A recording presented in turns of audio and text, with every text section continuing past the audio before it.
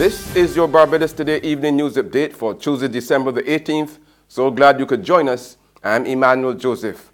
A $400 million investment is in the pipeline for the Barbados economy in the new year.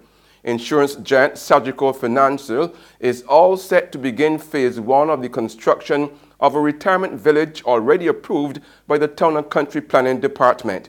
The facility, to be constructed at Boarded Hall St. George, will cater to people over the age of 55, offering both independent living and assisted care.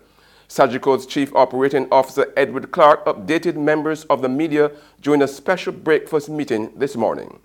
For the retirement village, the estates at St. George is the name of the project. That has received government's approval. We have actually gone out to tender for the infrastructure works on that project, and we have received those tenders. That's in excess of about $100 million US, and we expect that this groundbreaking will start in the early first quarter. Phase 2 of the project will also include the construction of a state-of-the-art medical complex. Clark added that the medical facility will help lower health costs for citizens. The medical complex is going to be a very high-end complex, very modern, and we expect once we get approvals for the change of use of that land from the government, which we hope to get shortly, we expect that will start early in the new year to go out to do plans and full approval for town planning and so on. So that obviously will come on later in the year. It makes no sense. That's how Minister in the Ministry of Finance, Ryan Strawn, describes the contentious $51,000 per month contract between Innotech Services Limited and the Barbados Water Authority for the supply of community water tanks. Strawn told Parliament today Barbadians have been taken for a ride. He insisted that the contract was the result of people allowing nonsense to take place. He said this was even more reason for the Public Finance Management Bill 2018 debate today to clearly outline the specific roles and responsibilities of all senior public officers, including cabinet ministers, to ensure accountability.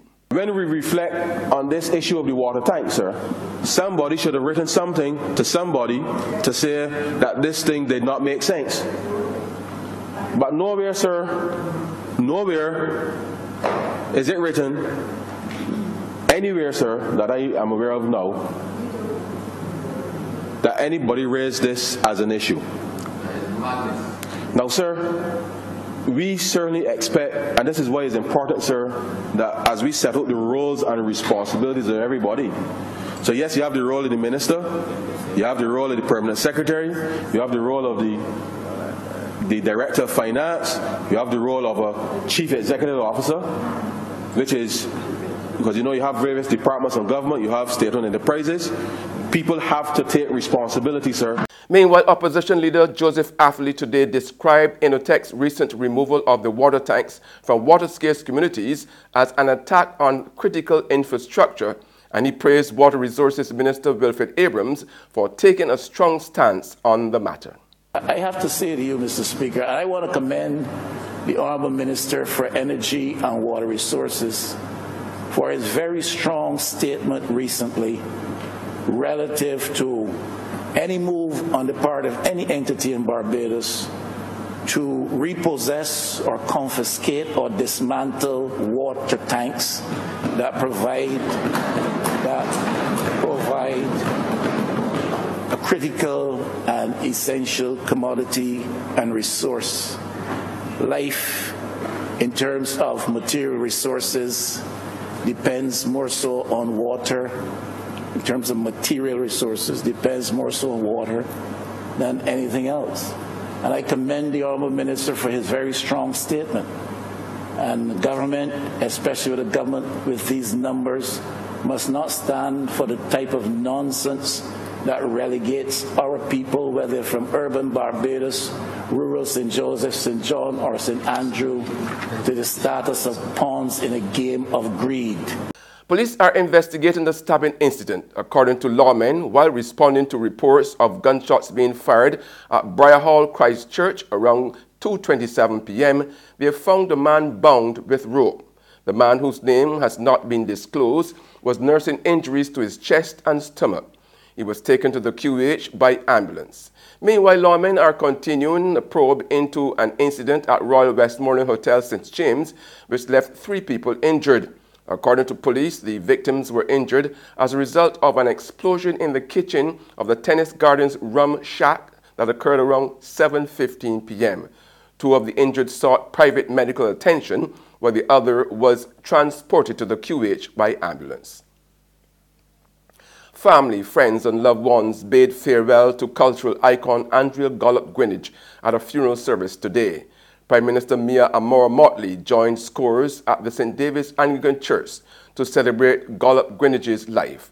While no eulogy was read, Reverend Canon Noel Burke described the deceased as a talented child of God who brought joy and laughter to our hearts.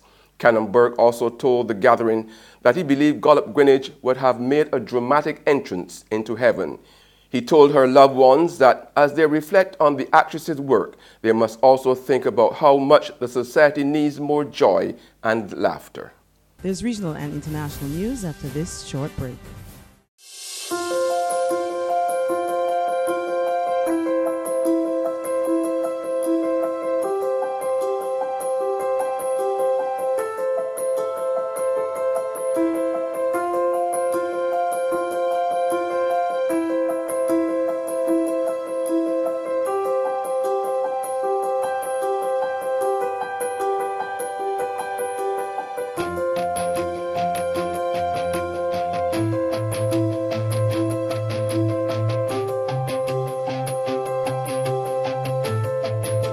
Barbados Today, news you can trust.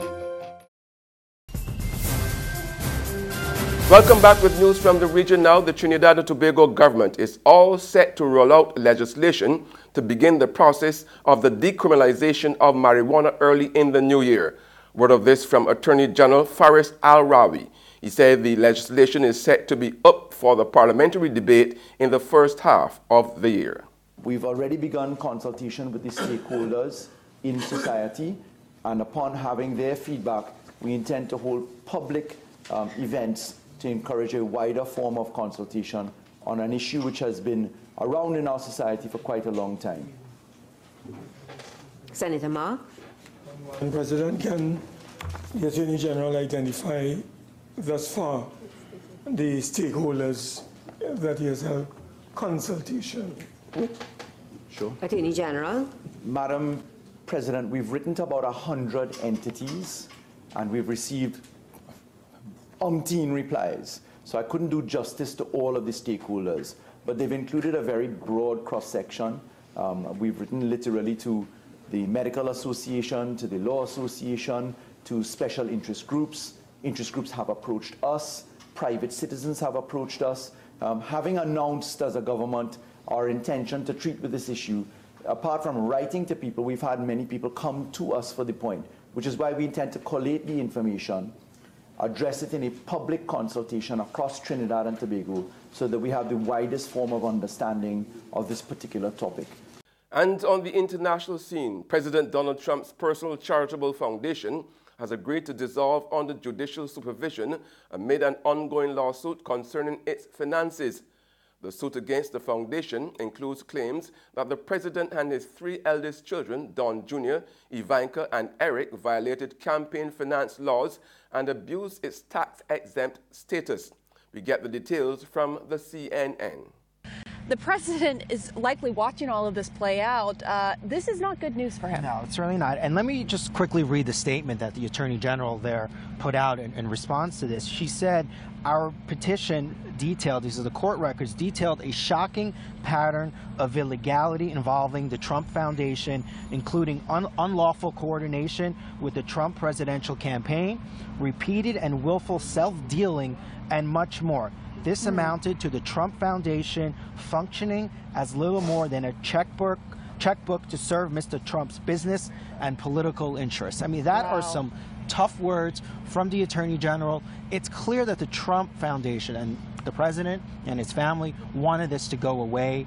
They found a resolution.